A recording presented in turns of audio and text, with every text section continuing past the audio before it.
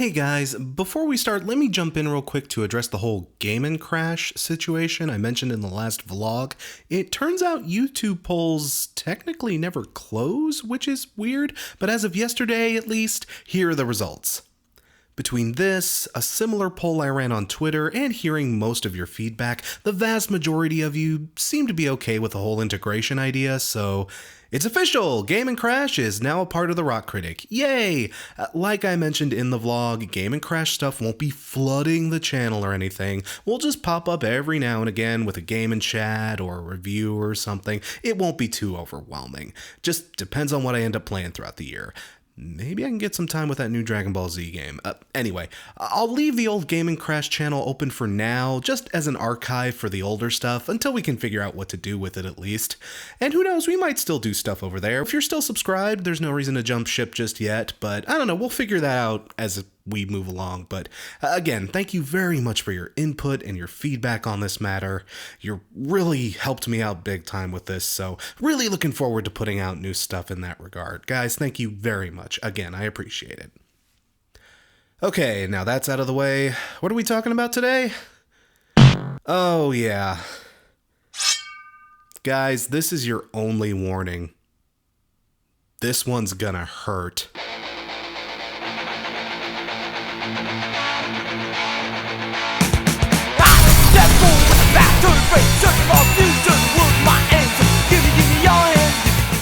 Oh, there are so many other albums that came out on the 19th I'd rather be talking about right now, guys. To be honest, it was a hell of a week for new releases. In fact, screw it. Here are the top 10 albums you should be listening to instead of this.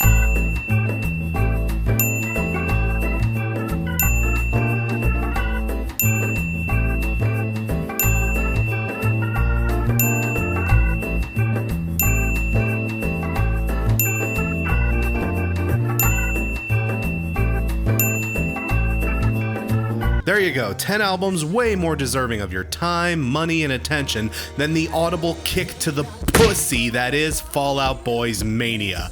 Okay, you guys think the critics are being harsh to this? You guys think the music reviewer sphere is being harsh to this? I think they're all being too damn nice. Ladies and gentlemen, my name is Crash Thompson, I am 32 years old, I am an Aquarius, and I am here to slaughter your senpai! What the hell did I just listen to? Granted, I have never been much of a Fall Out Boy defender. When they broke up back in 2009, I was honestly kind of glad because they'd clearly run out of ideas, didn't really have anywhere else they could go creatively, and had no more passion or creative drive to give us. But then, after they reformed, Save Rock and Roll happened, and proved me right. Fucking boring ass, pop pandering, overproduced piece of shit. But you know, then American Beauty, American Psycho happened. And that proved me exactly right. Fucking lopsided, Nick at Night sampling, pretentious garbage fire. Fuck! And now this colossal, ever-growing vacuum of creative bankruptcy has finally reached supernova levels with Mania. God damn it, Fall Out Boy, if you fucks had just stayed dead 5 years ago, people would probably be having all those dreamy, nostalgic flashbacks to all your better albums right now, and would probably be honestly really hungry to hear from you again. Like certain other bands I could think of. But no, you fuckers had to sell out.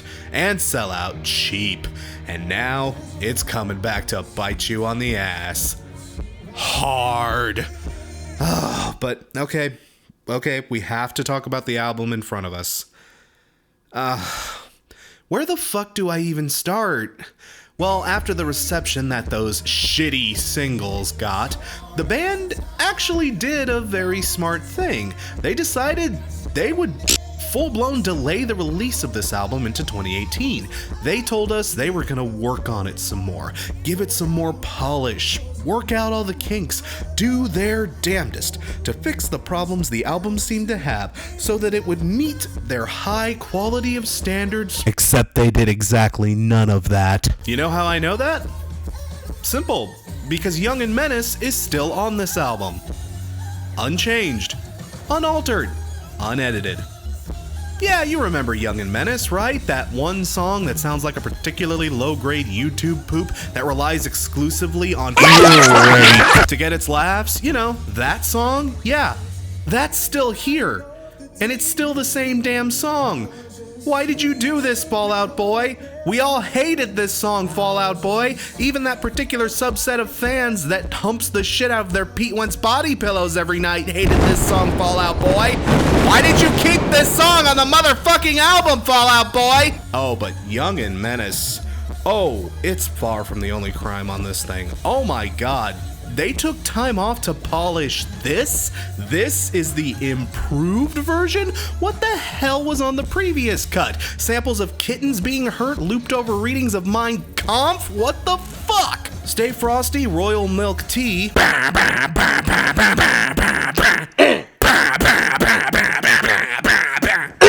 has more of that ungodly, caustic, dated-ass wubstep fucking aggressiveness, and the lyrics to it completely shit the bed. Literally, are you smelling that shit? Are you smelling that shit? Are you smelling that shit?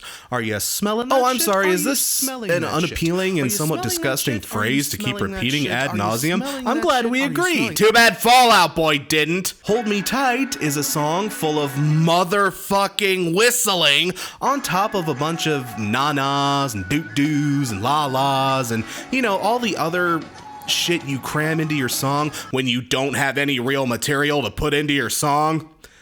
Given that the song is about how much of an empty, soulless douchebag Pete Wentz is, I figured there'd be a wealth of material to draw from there.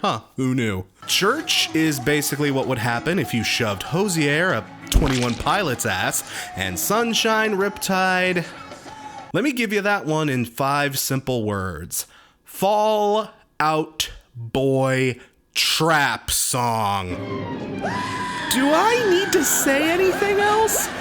Oh, and my god, it's bad. People, it's really as bad as that sounds on paper. The featured vocalist on this thing, Burna Boy, oh, he is just mumbling his lyrics with zero fucks given. You can tell he is not wanting to be here. He delivers the kind of performance that just screams, I hope to God the check clears on this gig. And even some of the stuff that almost could sound potentially passable, you know, by those late era Fall Out Boy standards, you know, stuff like Last of the Real Ones, Wilson Expensive Mistakes, or Bishop's Knife Trick, they're all fist fucked by the noisy ass, needlessly fuzzy, comically oversynthesized production that, while I'm sure they deluded themselves into thinking it made the album sound edgy and forceful, honest to God, it makes potentially good songs just sound like all the instruments are clipping the damn mics. It's embarrassing to listen to. I swear to God, Spinge Bill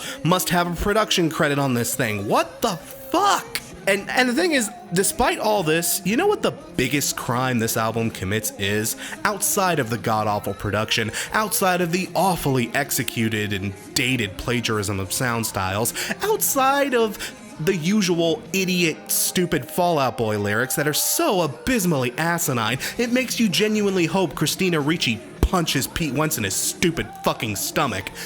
You know what's worse than all that? This album's fucking boring! Yeah, I know, my whole OMG angry reviewer kind of approach to this thing makes it sound like it's one of those fascinating train wrecks that maybe you can get some schadenfreude lulz out of. People, no, heed my warning here. It's not. If you saw my favorite, least favorite games of 2017 list, I'd compare my experience of listening to this album as being as boring, padded, and rage-inflictingly tedious as it was playing Bubsy the Woolly Strike Back. Are you smelling that shit? Like, guys, I know I sound colorful and over the top for this review, but people, this album is that bad. Like, I know Fall Out Boy fans are doing their damnedest to try to defend this thing. Honestly, I feel for ya. I'd hate to be a Fall Out Boy fan right now and have to talk about this, but I do not exaggerate when I say that if these guys had had the nuts to release this thing in 2017 like they originally planned, there is a damn good chance it probably would have topped my worst of the year list. Oh my god, no, I am not kidding. This would have easily made the top 3 at least. I would seriously rather listen to Immure than this.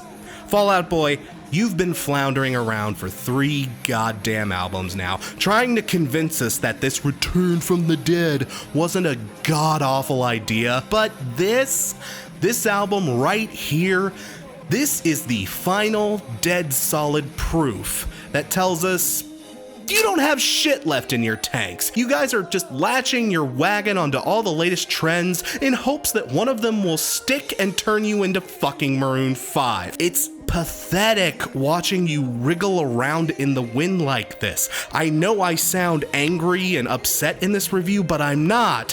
What I am is just sad. Fall Out Boy, please break up. Break up. Just break the fuck up already. It's embarrassing. If this is all you got left in you, then legit, the best thing any of you could do is just break this fucking failed experiment up for good this time. Seriously.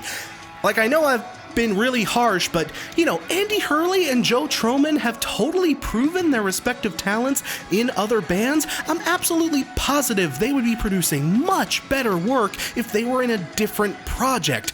Please break up. Patrick Stump, for all his faults, is still a powerhouse vocalist with a decent amount of charisma. He could be doing better in something else, or perhaps he could maybe even spin this into a solo career. That might work out well for him. Please break up. Pete Wentz.